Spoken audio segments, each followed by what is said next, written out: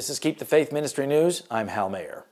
The Middle East is quietly heading towards the largest natural disaster in human history, and there's nothing it can do about it. In 2015, a report by the Organization of Islamic Cooperation quietly warned of a bleak, water-scarce future for the Middle East. It highlighted climate change, erratic weather, and the utter lack of water sustainability in the Middle East, made all the more dangerous by high degrees of reliance on agriculture and low adaptive capacities.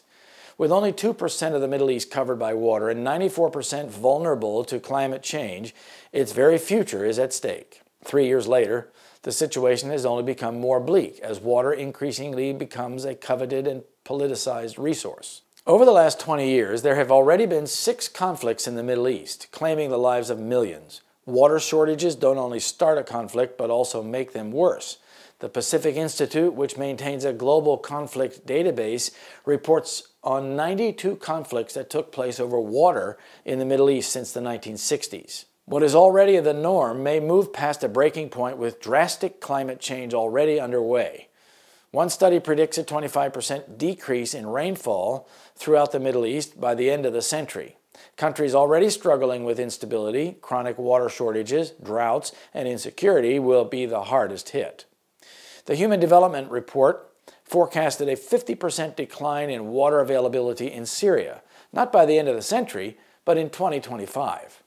After Jordan's statement that it would not renew Israel's lease on Jordanian agricultural farmland, Israeli Agriculture Minister Uri Ariel was quick to respond with the threat of cutting Jordan's water supply for days. For Israel, this is nothing new. Former Prime Minister Ariel Sharon noted that the 6-day war began after the diversion of the Jordan River, recognizing the crippling effect of the drought.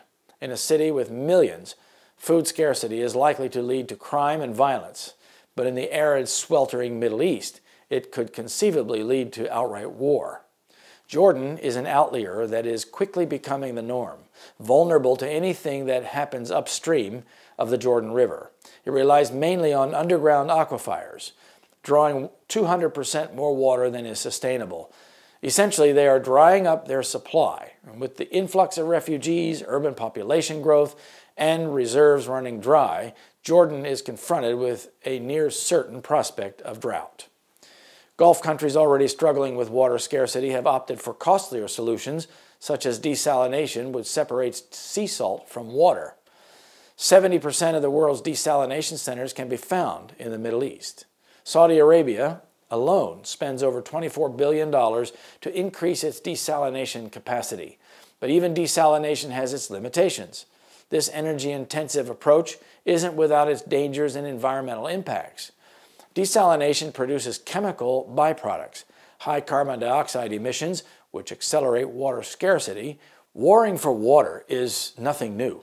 Somalia is a tragic example of this. In 2004, Somalia was witness to the infamous War of the Well, lasting 2 years and killing 250 people. By the time it ended, Rabadore, the site of the conflict, was home to water warlords, water warriors, and water widows. Droughts kill more people than any other natural disaster. A Brookings Institute report found that in more than over 100 years, more than half of all natural disaster-related deaths were because of drought. During the Somali Civil War, the fighting quickly devolved into control over strategic water sources and hoarding of humanitarian supplies, leading to over 300,000 deaths. South Sudan suffered a similar tragedy, quickly impacting agriculture, giving rise to famine and severe nutritional deficiency. No longer exceptions and increasingly the norm, water insecurity and exhaustion are only expected to get worse. The International Panel on Climate Change, the IPCC, forecasts that temperatures across the Middle East are set to rise by 1 to 2 degrees Celsius by 2030 and an additional 3 degrees Celsius by 2065. The world is already past the point of no return. Even the agreed-upon goals of the 2015 UN Climate Summit will not make a difference. The majority of the world's countries are still on the energy and emission-intensive path of development, with no sign of slowing down. On the other hand, just 3 top emitters produce more carbon dioxide than 100 other countries. The Max Planck Institute has warned of areas of the Middle East becoming uninhabitable for human life.